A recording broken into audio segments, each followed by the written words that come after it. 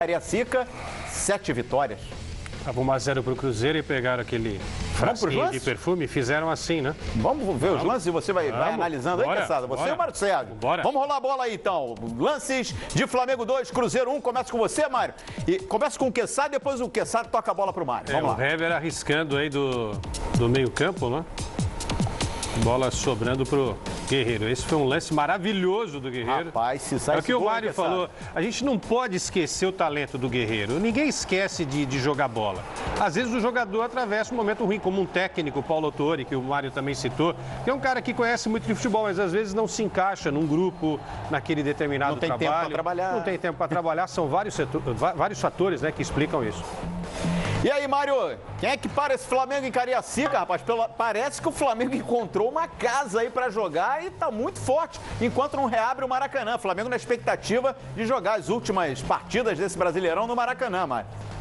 É impressionante. E o Quesada colocou muito bem a questão do Guerreiro, é perfeito. E eu gostaria de dar mais um destaque ainda. O Diego, todo mundo sabe que joga muito bem, não é novidade para ninguém, mas esse menino Jorge está jogando muito, ele está jogando muito. Aí esse rapaz vai ter um futuro promissor. E o Arão, que quando entra no time, é aquele jogador que nós falamos até no Arão para a seleção, e que o Tite olha com bons olhos essa possibilidade. O Arão, nesse 4-1-4-1 que o Tite coloca, o Arão ele poderia fazer a função do Paulinho com muito mais, hoje, nesse momento, com muito mais competitividade do que o Paulinho. Ou seria uma alternativa, caso o Paulinho não pudesse jogar, o Arão cai como uma luva nessa função de penetração, de infiltração, volta para recompor com muita velocidade. É um jogador, eu digo que é um jogador moderno. A imagem do jogador moderno hoje é o Arão. Ô Mário, e vou fazer essa pergunta pro Quesada também. Longe de fazer uma comparação aqui, hein? Não quero comparar futebol de um com o futebol do outro, até porque, com todo respeito ao William Arão, eu acho que o Andrade jogou muito mais bola. Mas naquele grande Flamengo do Zico, se falava muito, Mário e Quesada, que o Andrade era o termômetro do Flamengo. Quando o Andrade fazia uma grande partida, o Flamengo jogava demais. É mais ou menos isso com o William Arão hoje, Quesada? O William Arão é um termômetro desse time. Agora, como você disse, é difícil comparar. O Mário vivenciou essa fase aí, não é? O Andrade foi um monstro. O meio-campo do Flamengo era qualquer coisa, né? Tinha um tal de Adílio também que jogava pouco, né? E aquele 10, como que era o nome dele mesmo? Arthur, né? Arthur Coimbra. Então, quer dizer... Conhecido como Zico. Jogou alguma coisa. Jogou bola esse aí, né, Mário? O Zico? O Zico eu vi alguma coisa, né? Eu dei azar, que eu nasci primeiro que eles. Né? A geração deles vinha logo depois da minha. Eu peguei uma geração horrorosa e depois vieram eles todos, essas feras todas. E com relação ao Andrade, o Andrade era um jogador, era um volante de passe lateral. Era um jogador que armava o time ali de trás, não errava passe, tinha um poder de cobertura muito grande nos laterais que subiam, dava proteção aos homens de meio campo que iam para o jogo mesmo. O time do Flamengo é um time muito ofensivo, mas o Arão, diferentemente do Andrade, ele é um jogador de verticalidade, é um jogador que visa sempre a infiltração, é extremamente competitivo, coisa que naquela época não se enfatizava. Esse é um procedimento novo no futebol. O volante se meter, se infiltrar em cima da defesa do adversário. Naquela época não, o volante ficava mais numa postura conservadora, como era o caso específico do Andrade. É verdade. E essa ideia do Mário, como a gente montaria esse meio-campo da seleção com o Arão? O Casimiro, né, seria esse não é? Aí à frente, aquela linha de 4 que o Tite tem formado, pode ser o William, Arão, Renato Augusto e o Neymar, e o homem da frente. Gabriel Jesus. Olha. Perfeito, Mário, é isso, Mário? Eu acho que você já dá para ser técnico, hein? Vamos fazer. Não, eu não tenho a capacidade que você tem para ser técnico. E para comentar também tem que saber. Que isso, como você sabe. Isso. Mas se quiser um assistente em qualquer hora, eu tô com você, viu, Mário? Deixa você trair, hein, Mário? Não vai me esquecer, Mário. Eu boto calção, pego minha prancheta e vou pro campo contigo. Você sabe disso. Entendeu? E pra dar migué, tem um monte dando aí. Por que eu não posso dar, Mário? Cinquentinha por mês. Tô dentro. Opa! Onde eu assino, Mário? Mas vamos lá, gente. Olha aqui, ó. A gente tá brincando aqui, o torcedor tá entrando nessa onda do cheirinho de hepta. Começou, claro, com uma gozação, mas vem ganhando forma, vem ganhando força esse cheirinho de hepta aí, hein? Que campanha tá fazendo o Flamengo? Não dá pro Palmeiras relaxar, hein, Quesada e Mário? O torcedor do Rio de Janeiro é um torcedor diferente no Brasil, porque ele inventa coisas que normalmente em outros lugares a gente não vê, não é? E o torcedor do Flamengo, especialmente, sempre inventa alguma coisa engraçada. É verdade. Agora, lá em São Paulo, o palmeirense está rebatendo com o tal do cheiro verde, né? Então, esse cheirinho de hepta e o cheirinho verde certamente irão até o final, né, norteando esse Campeonato Brasileiro. Eu não vou descartar o Atlético Mineiro ainda, que joga com o Internacional. Está jogando. O Atlético tem time para tentar brigar. Não é a pontuação ideal, mas a gente não pode descartar, até vendo campeonatos anteriores, de times que conseguiram tirar vantagens aí de 9, 10, 11 pontos e conquistaram o título. Mas essa briga de Palmeiras e Flamengo, essa vai até o final do campeonato, eu não tenho dúvida nenhuma. Vai até a última rodada, Mário? Olha, acho que vai. Vai, vou te dizer, hein? O Quesada fez uma observação pertinente. O Atlético Mineiro... o grande problema do Atlético com relação ao Flamengo e o Palmeiras é que os técnicos do Flamengo e do Palmeiras encontraram o time ideal e com alternativas no banco. E com tempo, né, Mário? O Marcelo ainda não encontrou o time ideal. Verdade. E quem criou esse problema para ele foi o presidente quando trouxe o Fred. Então ele hoje não pode botar o Prato e o Fred juntos e aí botar um desses no banco é um absurdo, né? É difícil de administrar, realmente.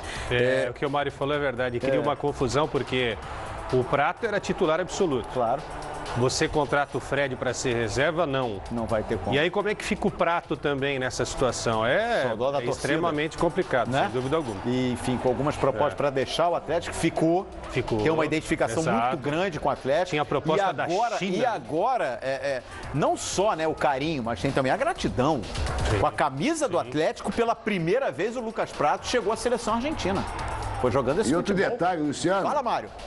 E o Lucas Prato se saindo muito bem na seleção argentina. Como é que você pode botar um jogador titular da seleção argentina tem isso, verdade. No banco de um jogador que não é o titular da seleção brasileira? Rapaz, é uma situação. Agora, o Fred marcou, hein? Fred marcou. Agora, eu tenho uma pergunta pro Mário. O Galo tá vencendo o Inter por 1-0, o gol do Fred. Porque... Tá 2-1? 2-1 Atlético. Perguntaram um dia desses pro Prato, eu até queria ouvir a opinião do Mário, se você me permite, se daria para jogar os dois juntos. Eu acho que assim, dá para jogar, grandes jogadores podem jogar juntos, desde que eles façam a função então tá, vamos encaixar essa que o técnico pede. Mais ou menos fazendo uma comparação, já que o tema é Flamengo, que é muito boa a tua pergunta. Mário, nessa linha aí do Quesada, Prato, Fred, no Flamengo, Damião e Guerreiro... Sim, por que não? Seria mais ou menos a comparação, não acho comparando que o Mário pode, a técnica dos 4 jogadores? Sim, mas posição, o modelo de jogo é possível, Mário, no Atlético e no Flamengo? Jogadores com a mesma característica ou com características parecidas? Eu acho que seria uma situação circunstancial. Você num jogo perdendo e tendo que pressionar o adversário, jogando no campo de defesa do adversário, você 2 jogadores de área, seria importante. Você trabalhando pelos lados, com cruzamentos ou aproximação em tabela para os 2 fazerem pivôs.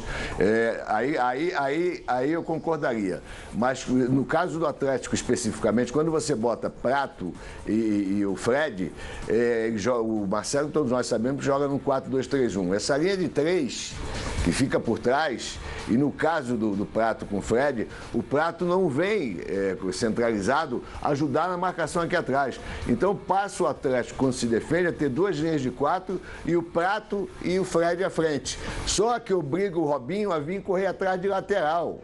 E é um desperdício você ter o Robinho vindo marcar lateral aqui atrás. Rapaz. E olha aqui, tem muita gente na hashtag, quero a opinião de vocês aqui também. Tem muita gente aqui na hashtag falando do Muralha. O Ábila hoje perdeu boas chances, né? Poderia ter feito gols aí pro Cruzeiro e parou em algumas delas no Muralha. Muralha hoje se apresentando à seleção brasileira, chega para não sair, Quesada? Merece, tá fazendo um grande campeonato, tá fazendo grandes defesas. O Tite, nesse papo que teve comigo com o PVC, naquela conversa em off, que é a conversa mais legal, né, Mário? Quando a gente pega o técnico e troca ideia com o técnico, ele falou que foi ver o jogo, um dos jogos do Flamengo, foi ver o Arão. Já conhecia o Arão e tal, sim, mas ele foi ver o Arão, foi ver o Jorge, foi ver outros jogadores e ficou encantado com a apresentação do Muralha.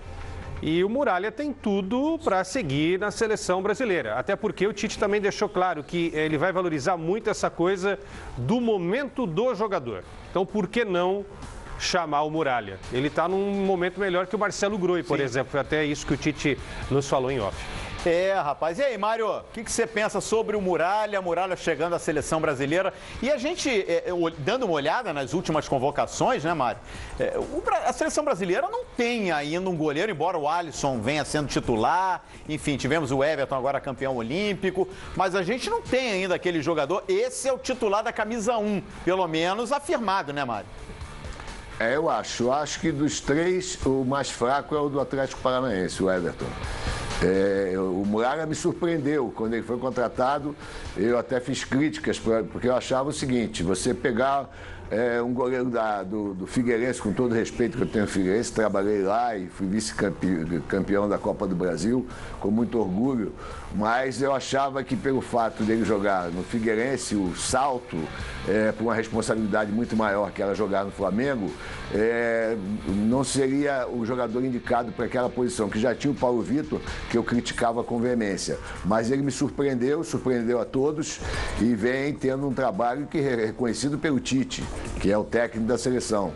Então, quando a gente se engana, a gente também tem a obrigação de vir a público e reconhecer que errou na avaliação. Então, com relação a ele, eu fui precipitado e errei na avaliação. Muito bem, deixa eu dar uma olhada na sequência do Flamengo aqui. O Flamengo, quarta-feira, terá o Palestino pela Copa Sul-Americana, que você, claro, vai ver aqui no Fox Sports. No Campeonato Brasileiro, sequência do Flamengo, atenção, hein? São Paulo na próxima rodada, São Paulo que perdeu hoje por Vitória, já a gente fala de Vitória e São Paulo. Depois o Santa Cruz, esse jogo provavelmente não tem local definido, mas provavelmente em Cariacica. O clássico Fla-Flu, o Internacional no Beira-Rio e o Corinthians, também com o mando do Flamengo. Depois sai para pegar o Galo, sai para pegar o Atlético Mineiro em Belo Horizonte, que sabe. Não tem sequência fácil para ninguém mais. Não tem. Né? Se você for analisar, não tem. O Palmeiras agora tem 2 jogos que eu creio que o Palmeiras fará os 6 pontos. O Palmeiras pega o Santa Cruz, Luciano e Mário e amigos do Fox Sports, e pega o América. Então são 2 times que estão lá embaixo na tabela, não é? Lanterna e vice-lanterna. E fatalmente o Palmeiras fará 6 pontos contra esses 6 adversários.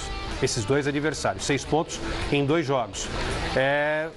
Do Flamengo é um pouquinho mais complicado, se a gente for analisar o próximo, pelo menos. Tem aí, Internacional fora de casa. Se você estica, fica um pouco mais complicado. Né?